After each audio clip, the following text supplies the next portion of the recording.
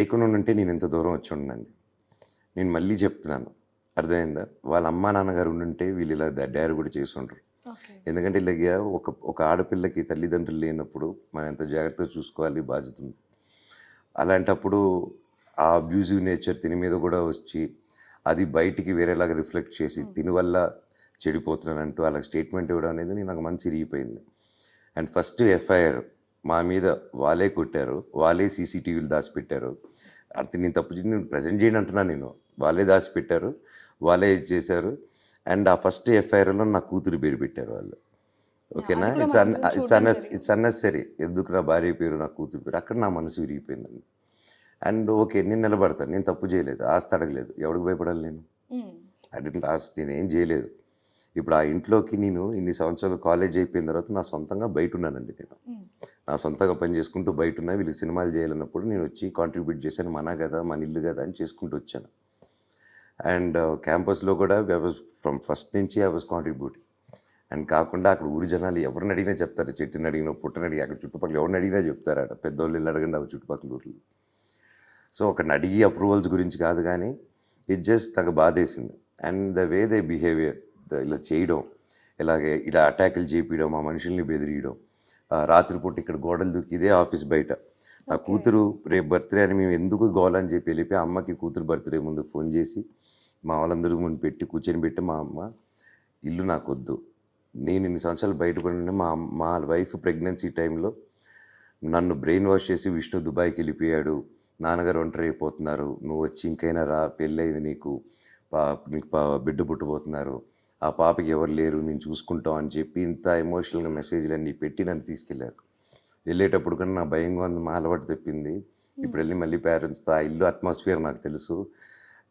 నన్ను ఏదైనా ఒకే నిన్ను పిల్లల మీదకి వస్తే నాకు భయంగా ఉంది, మాకు అయిపోయింది. ఇంకా ఆ దెబ్బలు, ఆ తిట్లన్నీ మాతో అయిపోయి మళ్ళీ నా పిల్లల మీద చెయ్యేసిన అలా ఏదైనా బూత్ మాట అన్నా నేను తట్టుకొనే, నేను ఆ మనోజ్న అనేది నాకు తెలియదు అని చెప్పాను. ఏ రోజైతే జరిగిందో, ఏ రోజైతే నేను చూడకూడదని నేను చూశానో ఇరిగిపోయింది. అందుకోసమే సీసీటీవీలు దాచిపెట్టేశారు. మా అమ్మ నలిగిపోతున్నారు మధ్యలో. మా అమ్మని ఇక్కడ సైన్ పెట్టు, అక్కడ సైన్ పెట్టు. గత 3 నెలలు చూసుంటే ఎన్ని సైన్లు పెట్టిందో పాపం తనకే తెలియదు. ఫోన్ చేసి పెట్టమంటున్నారంటే పెట్టే అమ్మ. ఏముంటుంది, మా అమ్మ పేరులో ఉందని విష్ణు పేరు విష్ణు కంపెనీకి రాసుకున్నాడు, అంతే. సో ఇప్పుడు నా ఆస్తి పోరాటం అంటే నేను ఒక కేసులు వేసుకుంటారు, అన్నీ వేసుకుంటాను. I'm not there. వాళ్ళు పెయింట్ చేస్తున్నారు తప్ప నేను ప్రూఫ్ ఇస్తాను, నేను అడగలేదని. నేను చేస్తాను. వాళ్ళు ఒక్క ప్రూఫ్ తీసుకురమ్మని. నేను కోర్టు ఆర్డర్ తెచ్చాను.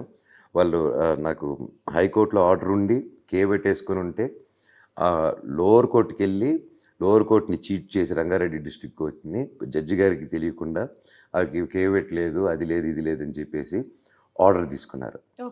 మేము రాకూడదని. మా తెలియదు, ఆ ఇంట్లోనే బ్రతుకుతున్నాం. March 27 కూడా మాకు థ్రెట్ వస్తే, సార్ మాకు హెల్ప్ చేయండి, సిఐ గురువారెడ్డి గారికి ఫోన్ చేస్తే I will share that contest also. Phone చేస్తే ఆయన వెంటనే ఇంటికి, ఓకే నేను స్టేడియంలో ఉన్నాను, మేము చూసుకుంటామని ఇద్దరు పంపించారు. నైట్ పంపించి మళ్ళీ ఏం చేశారు వాళ్ళు, మనోజ్ అందరూ ఎవరున్నారు బయటికి రమ్మనని అంటున్నారు. నైట్ 9:30, 10కి వచ్చి మాతో ఏంటి ప్రొటెక్షన్ అంటే బయట చూసుకుని వెళ్ళిపోవాలి, మమ్మల్ని బయటికి రమ్మ. నేను వచ్చేసరికి సర్రని వెళ్ళిపోయారు మా వాళ్ళని ఇంటిమిడేట్ చేస్తూ.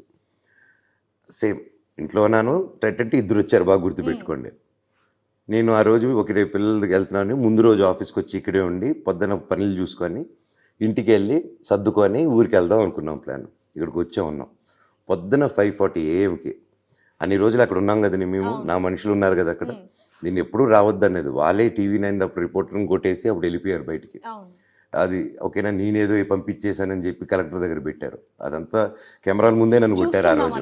కెమెరాల ముందే నన్ను కొట్టారు ఆ రోజు.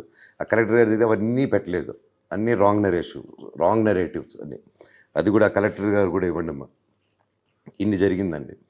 నేను ఇది అన్యాయం జరిగింది 15th వేశారు. నాకు కోర్టు ఆర్డర్ రాలేదు, పోస్ట్ రాలేదు, ఏది రాలేదు. 5:40కి 40 కార్లు 150 మంది వెళ్ళి గేట్లు దూకి స్టెంపుల్తో అంతా మా వాళ్ళని కొట్టి కట్టేసి, నేను ఫోన్ చేసి అప్పుడు జైపూర్కి వెళ్తూ, సార్ మా వాళ్ళని కట్టేశారు, 100 కొట్టాను, కమిషనర్ గారికి కొట్టాను, సుధీర్ బాబు గారికి, అలాగే సిఐ గారికి కొట్టాను, డీసీపీ మేడంకి మా వైఫ్ కొట్టింది. మా వాళ్ళని బయటికి ఇమ్మనండి, మా పెట్స్ ఉన్నారు, మా థింగ్స్ ఉన్నాయి, థింగ్స్ పర్వాలా మనుషులు ఇద్దరిని నా పెట్స్ ఇచ్చామని 3 పెట్స్ ఉన్నాయి లోపల.